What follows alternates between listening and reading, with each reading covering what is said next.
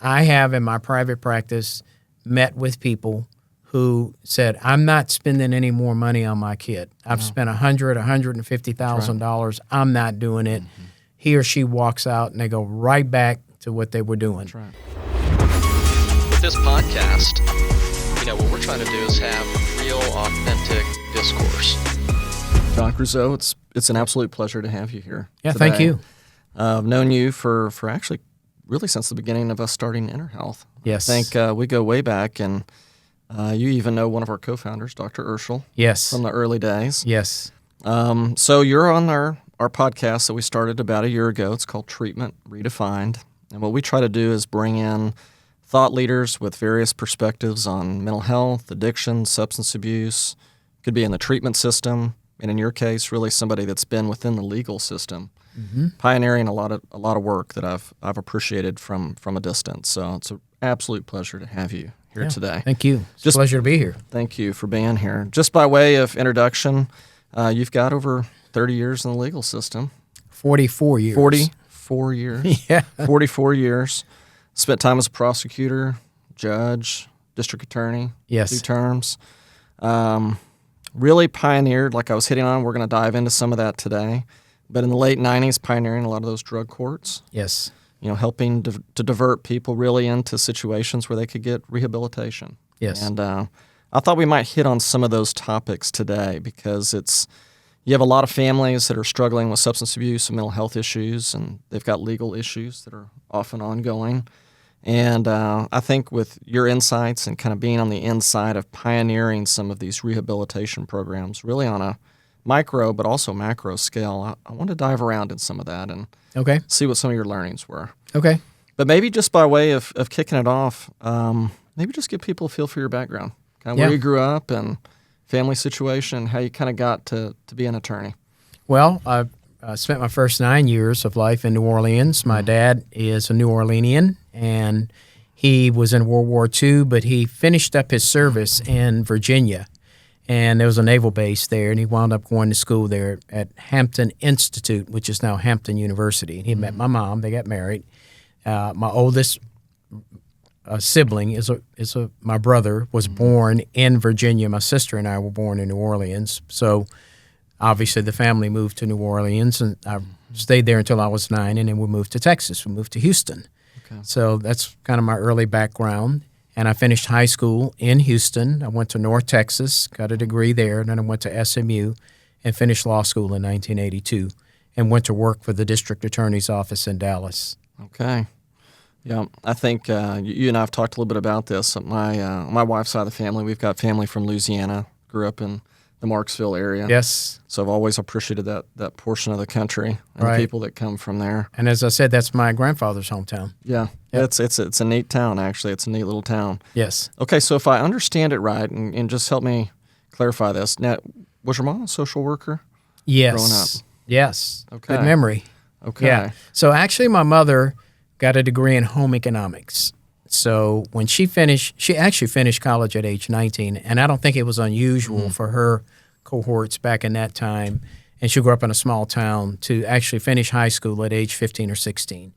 And she went straight to college, and she finished at age 19. But with a degree in home economics, I don't really know why she got that, but you're living in a segregated society, so she was not able to work in a traditional sense to get a job. And I think she actually worked somewhat as a domestic at somebody's home for the first few years. And then she went to work for the Louisiana Welfare Department. And when we moved to Houston, she decided to go. In fact, she finished in the first class of the social work graduate school at UH in 1971. Okay. And there's a classroom named after her there. Oh, that's very she neat. wound up being a licensed master social worker, I guess. Okay. Yeah. So did you get some exposure to seeing her being more or less really in the helping profession, helping Absolutely. people with a variety of issues? Yes. So I remember going to what we call the projects, public housing in New Orleans, to visit her clients and their families and what have you. And there were times when we didn't have a lot of money, but my mom would buy milk or diapers or something, whatever she could to help a family out. And so I was exposed to that, helping other people. The other thing was my grandmother actually helped a lot of people during the Depression and helped feed people. So she had a yard that was a long yard, not a wide yard, but they had ducks and chickens, and she grew a lot of things. And my grandfather was a dentist. And so there was money in the family. And so they were able to help a few people out. And she talked about that a lot. Now, I didn't see it, but she talked about it and talked about the people who they helped. My family is Catholic, and the church that they attended was not far away. And so they had a great relationship with the nuns and the priests and people who went through the church for help. Oh, that's very neat. That's a powerful influence being around that growing up. Yes, it is. Very neat. Yep. Okay, well let's fast forward. Let's jump into you were a prosecutor before you became a district judge. Is that right? Yes. What was that? What was that like beginning as a young prosecutor? I've always had a deep appreciation, just so you know. I think we've talked about this. I was a lawyer for a few years before I left and we started Inner Health. And when I was in law school, I did a internship at the DA's office. Okay. I actually worked under Toby Shook and one other gentleman back when they were trying the Texas 7 case. Oh, okay. Back in the days. Sure, yeah. And it was really interesting to me because I was able to get a real bird's eye view of how the prosecutors work alongside the investigators and they go about their work. And I just grew up having a real appreciation for how hard they work and how quickly these attorneys get trial experience. Yes. Because you really get in there and you get going quick and you're cutting your teeth on all sorts of cases fast. Right.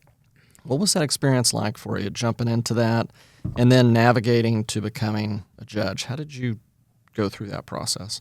Well, first of all, being a prosecutor is an immersion into trial work, if that's where you go in that part of the office. And I did. And so I was doing just common crimes, DWI, theft, assault. And then, of course, eventually you're promoted to a felony court, and then you start doing armed robbery, murder, capital murder, sex assaults, child sex assaults, and those get very complicated. And in those days, it wasn't digital. Everything was on paper. And so it was actually a lot easier to get ready to go to trial. On the other hand, we didn't have as much evidence. Because we didn't have body cams. Confessions and witness interviews were not videotaped. And so we just had whoever told you what they told you. Right. And so we had to deal with that. And sometimes you question whether what you were being told was correct or accurate. But we had to work through it. And so my early days, was trying a lot of cases. In fact, we went back recently and before and looked at my trial stats, and I had 130 plus jury trials in about 4 years.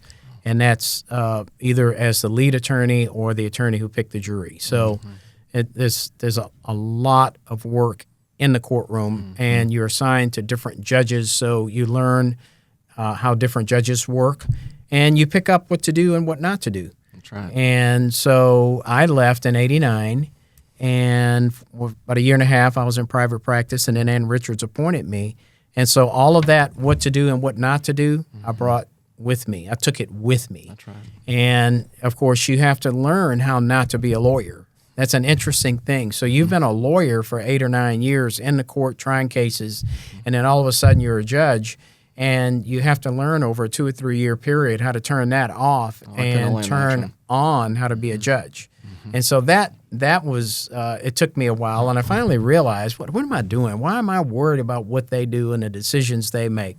My job is there an objection? How do I rule on it? Not to micromanage in my own mind what's going on. So that took a while, but we were successful in trying cases, and I think in having fair trials. I mean, any judge will get a case reversed. I mean, I remember the first case that was reversed was something that between the trial and the reversal, the law changed. And so the appellate lawyer was able to take advantage of that, and it was legitimate. But you learn how to conduct yourself as an elected public official, because you have to get elected, first appointed for me, and then elected. And then you have to learn how to work with a variety of people, including the prosecutors. They all have different personalities. The defense lawyers, they have different personalities. The families that come in, the defendants have different personalities. And of course, at that point, when you're the judge, you begin to see things from a different perspective. And it's not a case and a person, and I think I want this outcome. It's what's presented to me, and how do I make a good decision on it? And so it's an entirely different look at the criminal justice system.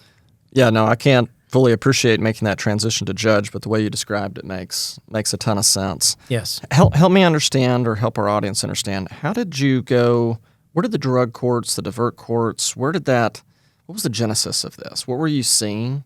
Because you're a real pioneer in the area of setting up these systems, and I've always been intrigued by people that start things or begin things. Like, what did you see happening that made you realize something needed to be done differently?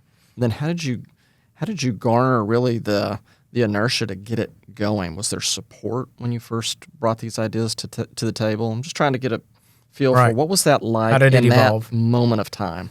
Yeah, well, I mean, you see people come and go, right? Yep. And the interesting thing is when you're untrained in the dynamics of addiction and crime reduction through dealing with mental health and substance abuse, you make a lot of really poor decisions because you don't know. And they don't teach it in law school.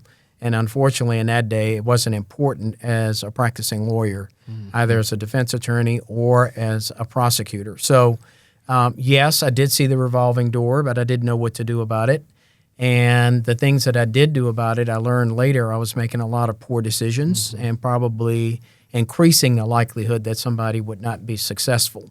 So around 96 or 97, the drug court movement started, and it started to spread out.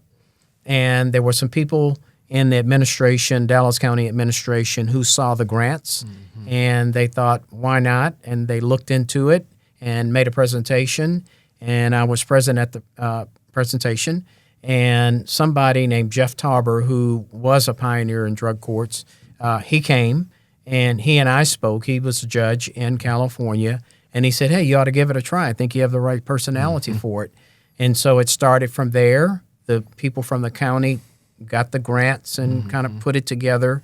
And they even went so far, when you talk about whether it's being successful or not, obviously, as you know, you want a control group, and you want to compare the control group to the people who went through the program. Right. And so since they were thinking about it, they were keeping the names and identifications and the outcomes of the people who didn't have the benefit of the program, so that when we started the program, we already had our control group. Okay. We didn't have to look for it. We just had to look for the similarities. And so that made it real easy. So we started with training. It was national training, and I started to learn and change. But not only just in drug court, but in court also. In fact, there was a judge who says, how do you do this kumbaya drug court thing and then go to your regular court? And I said, well, I started kumbaya in my regular court. And so, I mean, the decision is the same whether they're in the program or not. They present the same. And so I understood the value of assessment, of how to do an assessment, a risk needs assessment, a substance abuse, a mental health assessment. I didn't really understand the value of those things. They were done, but I paid no attention to them. Right. And so I started using that as kind of a springboard for what could be done. And as we went through divert court, and then we had SMU do two studies. They did a recidivism study and a cost-benefit analysis. And so we had a 68% reduction in recidivism, which was unheard of because nobody ever studied anything. It's incredible, actually. Right? And for cost-benefit analysis, every dollar spent was $9.34 in avoided criminal justice costs. So that's when I knew that, okay, we're on the right path and we're doing things the right way. And so that energized me even more. And then, of course, when you do the national training, as things evolve, for example, when I first started doing drug courts, there was no such thing as medically assisted treatment. That was taboo. Don't discuss it. You're crazy. You're supposed to be off of everything. Hey, that was, I would like to call you Judge, but Judge Creuzot, that was the way it was when we first started InterHealth. Yep. I think you and I talked a lot about this. Yep. I mean, we were looked at as a pariah Right. in the recovery community because we were trying to use these really anti-addiction medications, but medications that worked. That's they helped right. reduce cravings significantly, Right. and the research supported all of it. Right. And Dr. Urschel, quite frankly, was a huge pioneer in saying, Yes, he was. we need to bring these things forward because Yes. this is what our patients need. And frankly, from our perspective, the facts speak for themselves. I mean, this was what's typically was being done did not work. Right. So why would you not bring something forward that's been proven to work and see if it can help your patients? Right. So I So, get that. so I'm going to give you a term, and I use this term quite often. It's called default mode. And we were in a certain default mode, and that is you get off of everything, and you stay off of everything. Well, let me tell you where I saw that being the biggest problem was ADHD medications. Okay, if you can't pay attention, you're not going to get the benefit of what's given to you. And there was a big struggle within the team because I had people there who were AA people. And you don't do anything, okay? And then I had some who didn't care and some who were confused, and one or two were on my side. Except I was the judge, so I had the opportunity to make the final decision. And so we slowly transitioned to MAT, to medically assisted treatment. And now nobody even questions it. But I saw that nationwide. I saw that at the conferences with the judges, with the treatment providers, et cetera, how we struggled through that. And now it's become mainstream. So even in the field of addiction medicine and treatment, and whether it be mental health, substance abuse, there are a lot of things that have changed. The value of the assessment is much more important today, as you know, than it was back then. It was almost virtually ignored. That's right. So give me a feel for it. Just break it down a little bit more granularly. When these, when your cases are coming through your court, who would be eligible for a diversion? Would it be based on these assessments that are being done? So you could say in part. Would it be a certain type of crime that would make them eligible? Okay. Yep. All right. Go ahead. Different layers. Finish the thought for me. What made them eligible to be able to have this? Really, I look at it as like an opportunity. Right. To be able to get really rehabilitation, which from my perspective, I believe treatment works, but we're going to hit on this in a minute. I don't think all treatment works. I think it's not like all doctors are created equal, not all lawyers are created equal, not all treatment's created equal. Right. But in general, treatment works.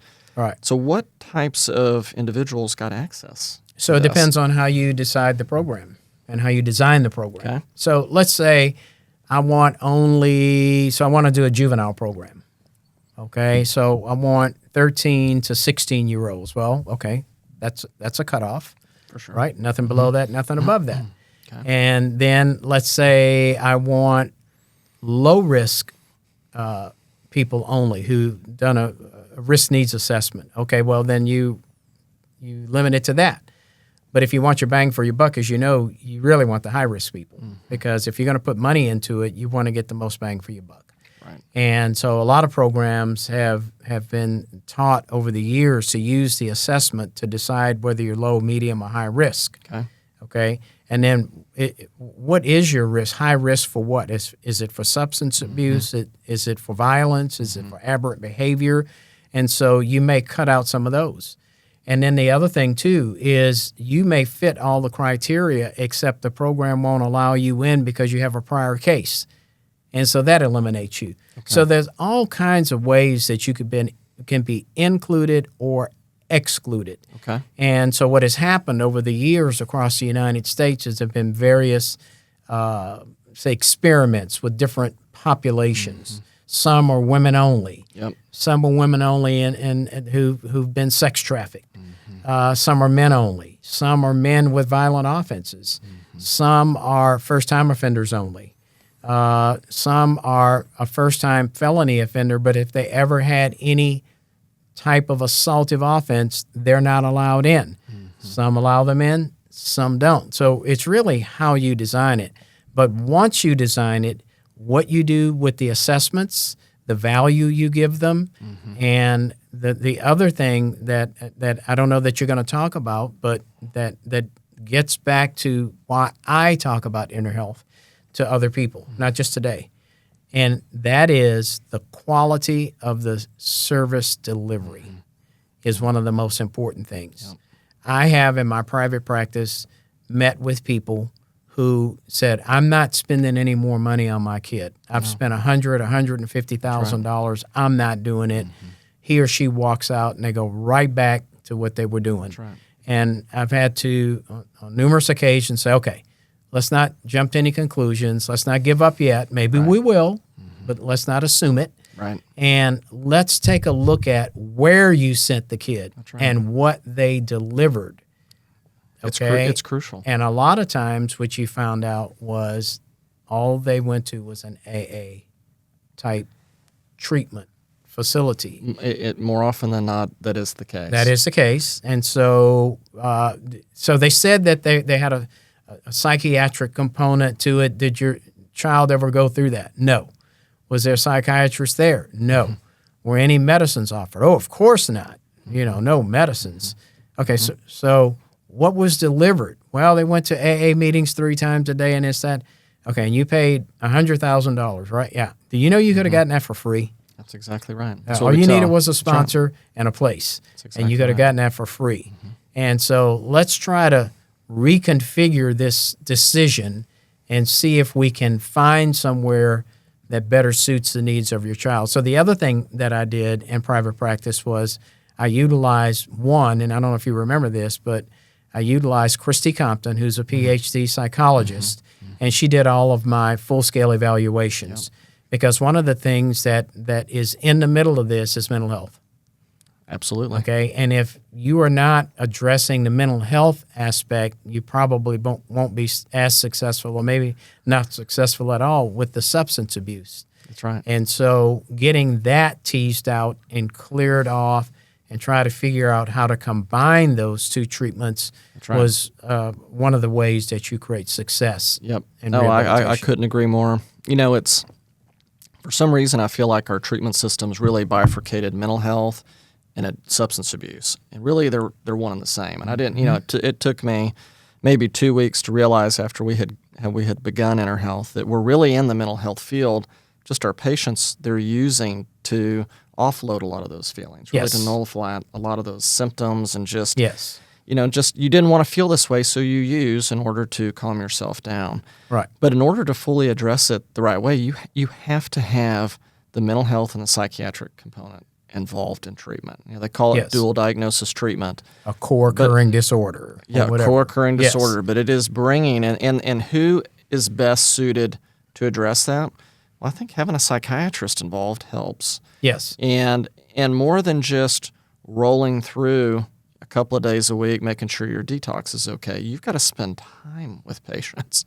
It's one of the things that I feel like is so missed, and we're going to maybe hit on some of this in a minute. It's just I think our system has set it up to be this way because so much of the payer systems don't really reimburse for the level of care that's needed to get patients better.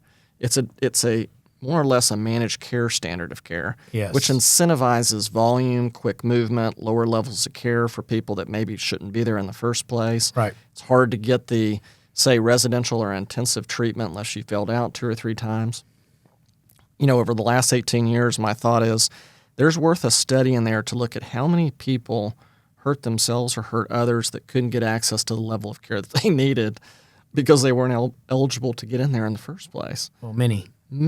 Yes. So, and places close down. There are facilities that are doing a good job and can do a good job, but they close down because of the reimbursement rates. That's exactly right. And, this is an interesting topic because I think about this a lot about what we do. And we're just one facility here in North Texas over the last 18 years trying to do, and you have to really grind on it every day. Mm-hmm. It's not a McDonald's. You can't really stamp them out. You got to have your hand on it. Every person involved really has to be unified in the mission of what you're trying to do. But I wonder sometimes, how do you really attack this issue that we're talking about here on a macro scale? We're doing it on a micro scale. Here we are in Inner Health doing this, trying to bring forward treatments that we think work. We can educate, we can inform. But how do you really attack this problem on some scale? Well, so let's talk about that.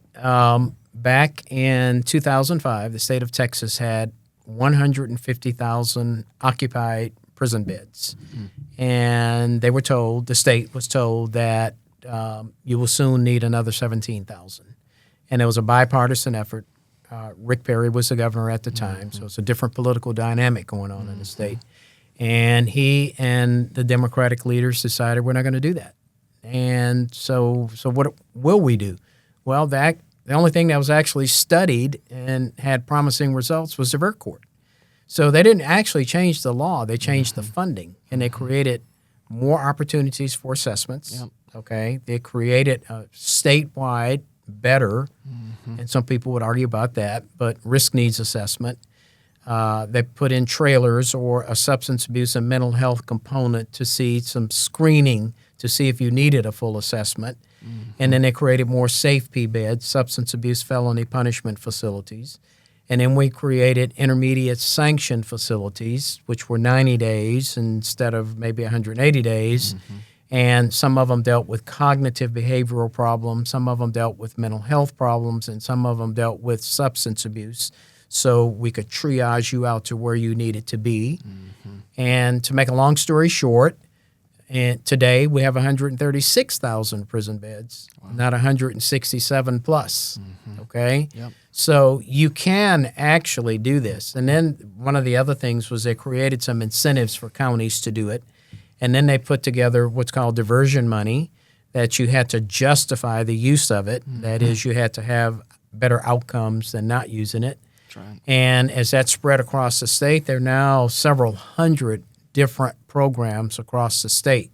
Now, how well one is run versus the other, that's an open question. Yep. The state has more recently started to evaluate or take a look at the programs to see which ones deserve to be funded, or at least a certain portion of funding, and they're starting to cut back.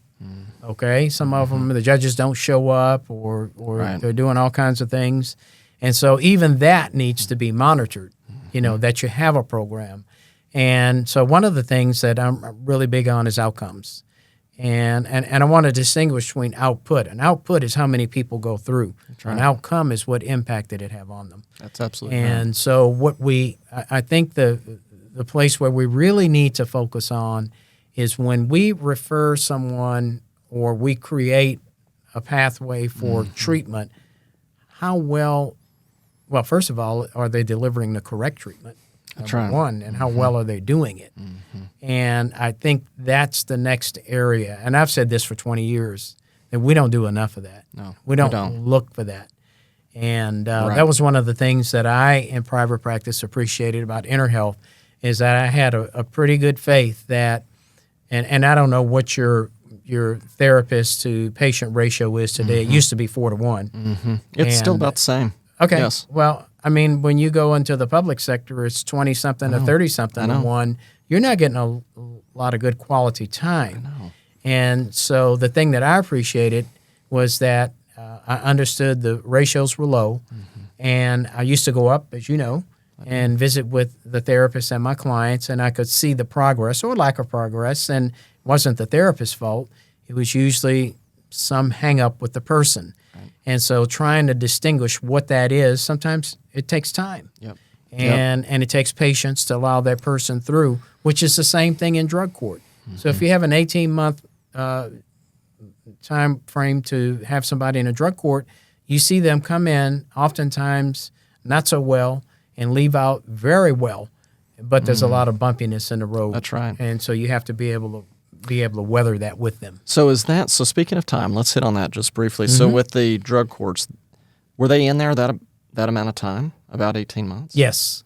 The drug Okay. court was, yes. Now, hot sports opinion on this, but I think time is one of the most crucial factors. I think delivering the right treatments, like we've been discussing, having Yes. the right people doing the right things, very, very important. It's table stakes. You got to have competency.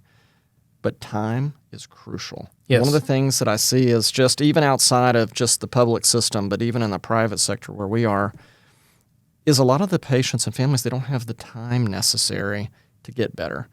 Again, it goes back to, I think, a lot of the system and how things are reimbursed, but we're trying to move people too quickly through the system Yes. and get them to the lowest level of care, which really is the most affordable level of care, but get them through it quickly. And what I find is that, and we talk about this internally all the time, is that we could have a patient come through spend 6 weeks with us, maybe inpatient, 6 to 8 weeks, do outstanding, excellent work. But we're just in the beginning innings of this ball game. Yes. They're going to have to get out, and then you've got to have a system and a handoff and relationships, either internally or externally or both, that guides these patients and families through this process. Yes. And so one of the things with like the divert cords and the success that you were having, because I was reading up on it as we were getting prepared for this, and I was thinking to myself, time and leverage, which is interesting, healthy leverage being a legal issue over your head, but having the time with that, I think can create a real opportunity for success. Yes. Because you're giving them the time to really reassess their life. And you really can't do it with 30 days and done. It's not like you're just putting in a loaf of bread and it's done after 30 days. I don't know that I've ever seen 30 days work. I've never seen it work. I just know there's an expectation in our society that we should be able to get this done quickly. Yes. And I find more and more programs, if you will, that pop up that everything's about shortening and concentrating. And there's so much about human nature and the complexity of what we're dealing with. Yes. Being mental health issues, substances are involved, there's family issues. People often have a long-lived life sometimes that lead up to this, that I don't know how you undo that and fix it in 2 weeks, 3 weeks, 4 weeks. You need time. But I'm a big believer that if patients and families will give us the time, okay, and we'll work on making it affordable and making sure that we can deliver it to you over that period of time in a way that is acceptable to you.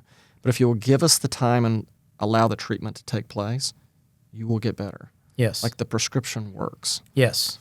So one of my clients, you wouldn't have any reason to know him, but it's many years ago. I think he spent like a year out there. Now, he went in first on the heavy-duty program, and then you all worked out something with him where he stayed there, and he participated, and he became a part of the landscape, so to speak. That's right. And as far as I know, he continues to do well. Yes. I didn't give him a nickel's worth of chance when he first went out there because he had so many problems, but he stayed. That's right. And his stay was a good 6 months, and then he was, kind of stepped down to whatever else you all did with him. And he wound up going through some type of process with a son. I got him a family lawyer. And the mother who he had the child with, she was a drug addict. That was part of his life. Yep. And those rights were terminated, as I understand. I'm not really certain, but he got custody of the child. They wound up being back in Dallas.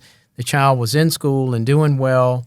And he went on to take some, I don't know what, it wasn't like going to Harvard to go to Harvard for school, but he took some courses there. His dad happened to be a Harvard graduate. Oh, wow. And so he had an in there, and everything turned out well for him. But it took time. It takes time. Yeah. In fact, I remember a funny thing.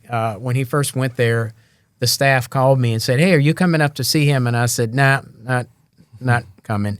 And they said, "Well, you come and see all your clients." I said, "I don't expect him to be there 72 hours. I think I remember that. Yeah. And he stayed much. And when he was there about 3 weeks, I said, "Well, maybe I need to go and go see what's him." going on. Yeah, right. Because oh my God, he was a mess. I mean, he was just terrible. And then I've seen some others who it took a prison trip before they went to Inner Health. That's right. Okay, and all of a sudden things started making sense. That's right. And I know people that I had in court and in divert court or otherwise in SafeP and what have you, and they eventually just got to a point where I said, "Look, I'm working harder at this than you are. I'm working harder at keeping you clean." And so revoked their probation, gave them a prison sentence, and I've seen them on the streets, and they said, I wasn't listening to anything you said until I got to prison. Then I started thinking about all the things that you had told me, all the little tips and tricks and this and that. And then it started making sense. And I started putting that into my life. And I've had people come up and say, "I've been out since 2008, and I have a house, I have a job, I have a car, I have a this, I have a that, and everything's going well." That's amazing, isn't it? Yes. But it took time. But it took time. Yes. And I think about the role that we're in inner health is we're particularly at the residential level of care, which is where you and I have a lot of experience together. But people generally are at more or less like a rock bottom.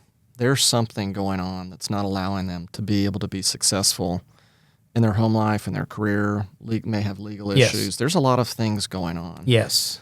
And we're trying to help them rehabilitate that and give them a course of treatment that not only gets their life back, but allows them to have a quality of life moving forward and reestablish those relationships and be a productive citizen in society. And like we've talked about, it takes time. I want to introduce the word rehabilitation, but I want to take another word, habilitation. Yeah. Yep. In the criminal justice system, and you've seen it where you are, there are some people who don't have a foundation. Their lives have been a mess from day one. That's right. Family, neighborhood, this, that, and the other. And it doesn't matter what they look like or where they're from. That's right. It's a mess. It could have been from Highland Park. That's right. And it's a mess. Yep. And those are people who need to be habilitated. I agree. And then you have people who have had some normal life and they got off the pathway and they got into addiction and aberrant behavior and what have you. And they may be a little easier to work with because they have that foundation. They just need to get back to it. That's right. And so you take these two different groups of people. One needs habilitation. They right. need a foundation. That's right. They need the lot cleared. They need a foundation put down That's right. and build up from there. And then you have the others who their house just needs to be cleaned up. You're hitting on something. Actually, I was kind of leading towards that, which is we're in the role of treatment. And you're right. We have patients that need habilitation. A lot of them probably need rehabilitation, trying to get them back. At least there's some foundational elements there. Yes. But I sometimes wonder, like when we talk about attacking these things on a real macro scale, because I think it's important that we recognize just how prevalent drug abuse and alcoholism is. Alcoholism still, even though there's declining numbers of people drinking alcohol, it's still the 500-pound gorilla in the room. But the prevalence of drug abuse, and now having had 3 kids that have gone through school and they've gone through a private education, and we've still seen, just watching them through the lens of their eyes, just the prevalence of the drug use. Yes. Even a lot of the marijuana use, the different things that are going on that are causing. I always often say we're kind of the canary in the coal mine because we're seeing these things as they're happening, and then they get reported on later. Right. But we're seeing a lot of young people come in, a lot of cannabis abuse that's been laced with things that are causing psychosis. Yes. And I keep thinking, okay, well, we're getting them now, and we're going to deliver the best treatment that we know how to do. But what are the things we can do in our society and pockets? Is there anything where investment can be made to help them earlier to avoid this? Or is this just something we're going to always have to deal with? We're on the end of treatment, but is there an ability to be somewhat preventative in some of these things? Oh, I think so. I mean, I think it's the quality of parenting, I think, in 100%. some respects, and that doesn't have anything to do with socioeconomic situation. It's the quality of the parenting. That's right. I think that has a lot to do with it. I think education, I think a person's internal emotions have a lot to do with it. Sometimes that's not anything that they understand. That's right. And it takes them off in a certain direction. I think that there are personality disorders that people don't understand, the average person. Yep. And I think that has a lot to do with it. And that takes a special treatment in and of itself. You're right. And so I think there are a lot of factors out there that contribute to where a person is. And that's why I want to go back to what I said, using that PhD psychologist to do a full-scale evaluation. So I remember having a client, I don't think she ever wound up at Inner Health that I recall, but in any event, I remember talking to her family and I said, from what you've described and what I've seen, I think she's borderline personality disorder. And that's very difficult to deal with. And we talked about that and that. And then subsequent to that, the psychologist came in and did the full-scale evaluation and told them, your kid's borderline personality disorder. And they were like, what? Where'd you get that from? She says, well, blah, blah, blah, blah. She talks about the test. She says, that's what John said. And so she said, yeah, he's been around. And these are fairly common behaviors for people like that. And, That's right. and so everything changed. The family changed That's right. when they understood that. That's right. And then there was another young man, I know he was out there. That was another thing. We actually got all of his criminal cases taken care of, dismissed, just gone away once everybody understood the depth of his mental health issues. And then he went there, and he's just done phenomenally well as an adult since he went through inner health and was actually focused on what was wrong. And that was another case where we had that same psychologist do the full-scale evaluation, and what I would do is deliver that with the person to you. Yep. And so that was always the foundation by which everybody went forward. Yep. And I think I don't recall that I ever had a patient that didn't do well at inner health. Well, I appreciate that feedback. I share the same sentiment with you that, and we talk about this amongst our team all the time, that you can't solve the problem unless you know exactly what the problems are. That's right. And I think great treatment begins with great diagnostics, right? And it's a variety of assessments that are being done.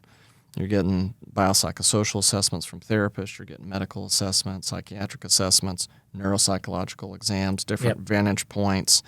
And then you bring that treatment team together and you can understand what the problem or problems may be. Yes. Then you design the course of treatment. That's where when we say things like, well, treatment's very personalized. Well, that sometimes is overused.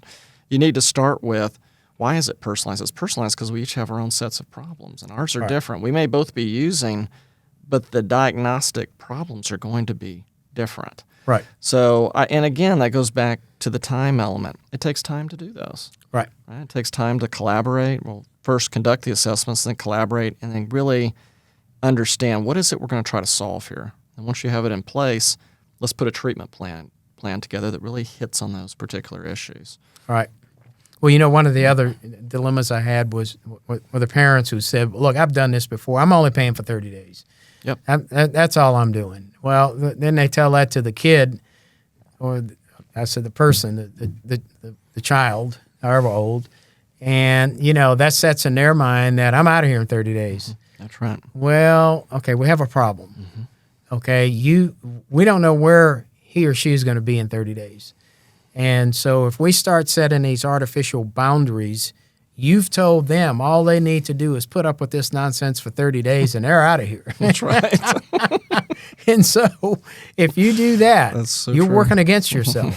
And, Right. and I understand it's more money, but the question is, what result do you want? That's exactly right. And if you can afford it and you want that result, right. then get off of these time frames. That's right. And let's work on progress. Exactly. That's right. That's right.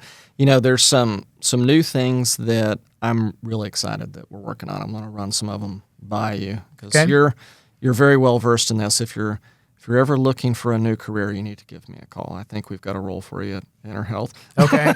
All right. I can tell your diagnostic capabilities are pretty good. But one of the areas, we were talking about the dual disorder and dual diagnosis and bringing in psychiatry together with therapy, use of medications. That's really been the gold standard, right? Great therapy plus use of medications appropriately is gold standard. This area is under a little bit of change right now. It's pretty fascinating. I really feel like since COVID hit in particular, there's been a number of people really looking at psychiatric conditions. How do you really diagnose them properly? Are they diagnosed properly? And have we set up arguably a little bit of a psychiatric system where we're treating symptoms instead of really understanding why you have the symptoms in the first place? Yes. Now, I find this area absolutely fascinating because we have a number of cases that I think are borderline true miracles where we have known people, because we just started this about a year ago. We call it functional psychiatry. And that where the name derives from is really taking the best of integrative and functional medicine, those concepts, which are pretty interesting because it's more of a total body outlook, looking at everything, actually running a number of biomarkers, blood panels, understanding symptoms and history, and taking the time to really critically think why do you feel this way? Instead of jumping to a conclusion so quickly or operating in a silo, a discipline, where it's very difficult to get outside the bounds because for a variety of reasons, but you probably just don't have the time to mess with it, nor is it really worth your time to mess with it. So let's really critically look at what's going on here. I find this area completely fascinating because we're starting to get to where we understand how the interrelation of what goes on in your body really affects the symptoms that we think really live in the mind. And that end up being diagnosed into a DSM criteria or a psychiatric bucket of this is what you have, therefore these are the medications you get, and you're off in the running. I think it works to an extent. Right. But I think there's more pieces to this puzzle. And taking the time to really dive into your, say you were an example, your history, looking at a number of biomarkers that are important to the symptoms that you've been presenting, looking at in totality with the other assessments that we already do, and then coming up with a real complete picture, you might find out there's a lot more going on than what originally meets the eye. Yes. Because in psychiatry, as I know you're aware, you don't really ever look at anything blood-wise. You're not really looking at what's going on in the body. Right. Whereas any other area of medicine, if you presented with symptoms in the emergency room at your normal doctor's office, first thing they would do is a set of diagnostics. That's right. We don't do that in our space historically. So we've begun this, and we started it about a year ago. We started getting our practitioners trained, and we are just now starting to kind of roll out and see different little vignettes, if you will, of patient examples of presented with this is what we found, very different than what previous diagnoses had been, started a course of treatment, which, by the way, might not be completely revolutionary. It's almost basic medicine to an extent. Looking at the unique biochemistry, you might have some micronutrient deficiencies. What are the combinations of treatments we can do over the course of the next 3 to 6 months that can kind of help us achieve goal? It's really been a fascinating journey. So I kind of wanted to just put some of that into your mind as you're moving forward in your career, because I think it's a little bit of the new frontier in psychiatry to an extent. Is getting a little bit more learned on what's going on with the overall body system as opposed to simply just diagnosis symptoms. Yeah. I mean, let's be realistic. Psychiatry has its own default mode. Absolutely. And it's become a 15-minute med check. And, you nailed it. And very few psychiatrists are on health plans. You nailed it. You pay your money when you walk in, and you get your 15 minutes, and at 15 minutes you are escorted out, and the next person comes in. That's right. And every time you go, that 15 minutes costs more and more and more. And so there's no way. And then the other thing, too, I've seen, which is just terrible, when I was following more what was going on in the jail, every 30 days a psychiatrist would go see a person, and it would be a different psychiatrist, and whatever medicine they put them on, the other one would take them off and put them on something else. And you know yourself, for the effective level of any of these medicines to work, it has to go close to 90 days. That's exactly right. And so these people are never getting stable. They're constantly complaining about them and this, that, and the other. And as I learned more and learned what they were doing, I was like, you're not giving them a chance. That's absolutely true. And I even got a couple of the psychiatrists to admit that's not proper medicine. It's not. But what happens is it's jail medicine. And then our response is we're going to send you to the penitentiary. Yep. And then when you go to the penitentiary, you're on the formulary of very old, very cheap drugs. Yep. And so they fill you up with that. Eventually they parole you, they put you back out on the streets, and you're just about as cured as when you went in. Wow. And it's a terrible thing. So all of this, this whole issue of how we treat the person really needs to be rethought. Yeah. Well, you've been a huge pioneer in it. You should be really proud of the impact that you've made in your career. Thank you. Your reputation precedes itself, and you've done an amazing job. So over the last 18 years since we started InnerHealth and just getting to know you from time to time, I can really tell your passion for it, and it's real and it's authentic, and I've always very much appreciated that. Yeah, well, thank you. I remember going out to InnerHealth when the pool wasn't even ready. That was only always about 4 or 5 rooms ready. I mean, you all were actually right. really, truly getting started. My son was a little fella. I remember. Yeah, and he was running around, and Dr. Urschel's son, I don't think was there, but anyway, we talked about it. I remember that. Yeah. Those were beautiful. That was a beautiful time. Yes. Yeah, it's great. Well, as we kind of come to a conclusion on this, I always like to have a little final question. As you look back over your career, 44 years, looking at the things that you've done, maybe just hit on the areas where you really feel like, and what we've talked about, we've made improvement, but where are some of the gaps that you would like to see some focus be? Well, I think the one that I've talked about, and that is, what are we delivering? So let's take our state in-prison therapeutic facilities, SAFE-B, Substance Abuse Felony Punishment Facility. Okay, we can tell you how many people went through. We can't give you any recidivism numbers, or they're old and probably questionable. Yep. And one of the things, unless it's happened recently and I don't know about it, and I've said this for 20 or more years, is we're not really focusing on what we're delivering and the impact it's having, hopefully positive, on the individuals who are going through. Yep. And so what we've done is created reentry courts, and I started one of those for people who, from my court that I presided over, went to SAFE-B, and I brought them back on a structured program. And after 2 or 3 years, we studied that, and we had superior outcomes. I believe it. Right. We revoked fewer people. We had more people successfully complete probation. Now, it wasn't like these were people with criminal records, and some of them were violent cases and what have you. So we're talking a different group of people. A lot of these had more serious mental health problems, and so we were talking about them.